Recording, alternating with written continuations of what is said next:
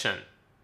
Isn't that pretty cool? This is a clapper from the YouTube space in Tokyo. A friend won it at a previous party and gave it to me as a present. Pretty neat, right? Hello guys, I am David. Today I'm sitting on the floor because I actually still don't know where to record best in this apartment. I'm still trying to figure the right angle out, and until I find that I might just move the camera around a few times and see what fits best. So today, on the floor. Today I want to talk about something that I'm actually very passionate about. Something that I've kind of teased a little bit in my previous video, which is Yosakoi. I recently joined the Japanese Yosakoi team and I want to tell you about it. But David, what is Yosakoi? So Yosakoi is a traditional Japanese dance which originated from here, Kochi, which is a city on Shikoku, which is one of the main islands that make up Japan. It's like an island within an island, which makes it a double island. Nowadays you can find Yosakoi pretty much everywhere in Japan if you know where to look. There are a few very big festivals where a lot of different teams from different parts of Japan come to attend, but smaller festivals are not that hard to find. Especially now with summer around the corner, it's pretty much guaranteed that there will be a lot more festivals in the next month. When I say traditional Japanese dance, you probably think about something like this.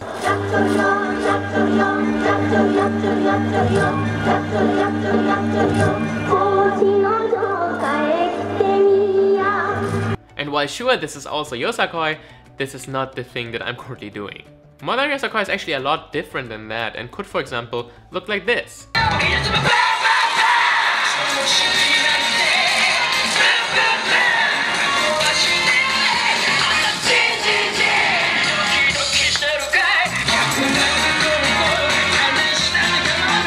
Or this.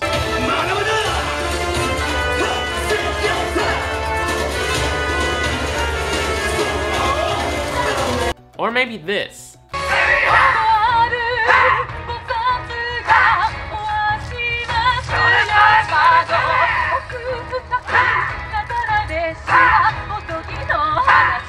Or maybe this.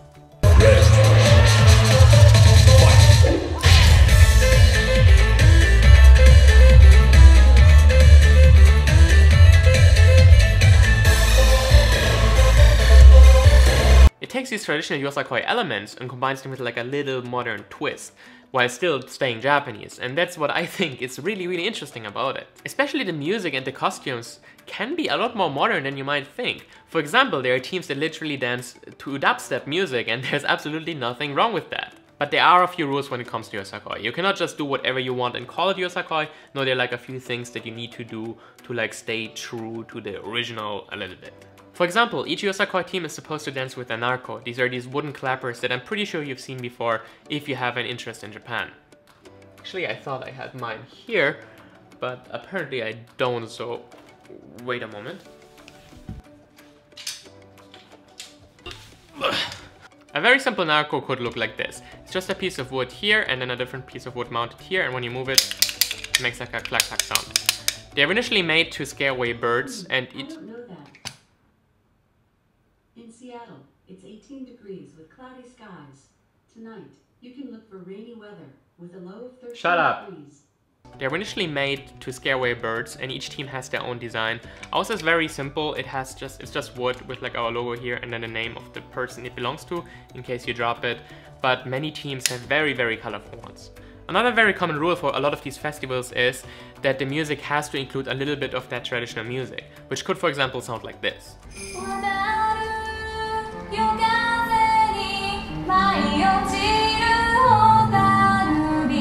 I'm pretty sure that if you went to one of these matsuris before, you heard that particular bit a million times, but now at least you know why. Alright, with that out of the way, let's take a look at that video that I showed you before one more time. Do you see the guy right there in the corner? The guy that's struggling to keep up with the rest. That's me, David, dancing on the stage of an actual Yosakoi Matsuri. I still can't believe it myself. So my team is called Sun. It's the same thing that you saw on the back of my narco here. This kanji here actually has the yomikata San, S-A-N, and then the English is Sun as in the sun up there. I think it's supposed to be a kanji wordplay or something like that. It's a pretty cool kanji. So members also have these really cool custom-made necklaces which show the kanji one more time, so you get an idea of that. So there are a bunch of reasons why I picked this team over other teams, because I went to a few practices, I went to a few auditions, and I wanted to get a good understanding in what are the teams that are in Tokyo and what are their dance styles, and eventually I decided for YUSUN. First of all, I think objectively speaking, YUSUN has by far the best dance. Just looking at it, it has some of this Japanese DNA, but at the same time looks like it is made to look as cool as possible, and that's what I really like about it. There are people who prefer more calmer and quieter dances with more slower music, but I'm definitely more on the faster side of things. Then of course each team has their own schedule, for example how often they practice, when are the practices, to which festivals they go, and especially if you work a full-time position you don't have that much flexible time that you can just push around, so I had to find something that fits as best as possible. YUSUN is a very interesting team because we are also very competitive. We don't just want to practice something, go to these festivals and dance. No, we want to go there, dance and win. We want to be better than other teams, and it's like a mentality that I very often find myself having in a lot of different things. Most members in YUSUN are actually dancers. Either they had previous dance experience, danced in different Yosakoi teams, or are currently dancing in other things. Some people are even working full-time as dance instructors, and that's why the skill level inside the team is actually very high. Excluding me, of course. Everyone really knows what they're doing, and if they don't know it yet, they just practice in their own time with different members until they can do it. And I think that's pretty cool. At the same time, I think we don't really have student members. I think everyone in the team is actually working full-time. So the average age is like somewhat between 30 and 35, if I would guess. So yeah, I joined this team earlier this year. I put a lot of time into the practices. I practiced a lot, and now for the first time in my life, I danced twice already in front of people, and it's an absolute incredible feeling and something that I thought I would never be able to do in my entire life, to be honest. I got interested in Yosakoi around 6 years ago, 6 years, when I came to Japan for the first time and just by accident ran into one of these festivals. You had this young David there who just came to the first time to Japan and everything was new to him, and he ran into one of these festivals and just had his mind blown by these dance performances. From that moment I wanted to do it. I wanted to join a team, I wanted to practice, and I wanted to dance at an official matsuri. But the reality was, I didn't speak any Japanese. I was just a tourist who came to Japan for the first time, so it was like this super distant idea that just had so little chance of ever becoming true. And the crazy thing is that fast forward 6 years, I actually did it. I danced at 2 festivals now and the next one is coming next week. My mind is like... The main reason why I'm making this video is because I want to make more videos about Yosakoi, and I figured if I don't make this video first, everything I'm going to say in the future will have no context, nothing I can point to, and it will just be like, what the hell are you doing?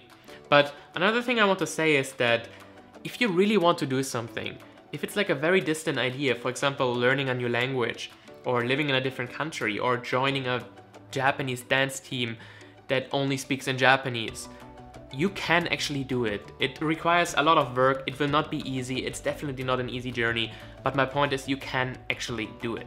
No, but in all seriousness, there are not many things that are impossible.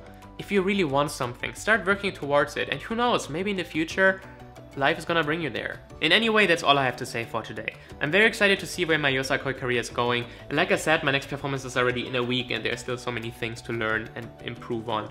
So it's definitely not gonna be easy, but I am very excited. If you're in Japan, you should definitely check it out, and I am definitely making sure to make more videos about Yosakoi, more update videos about upcoming performances, and who knows, maybe we see each other there.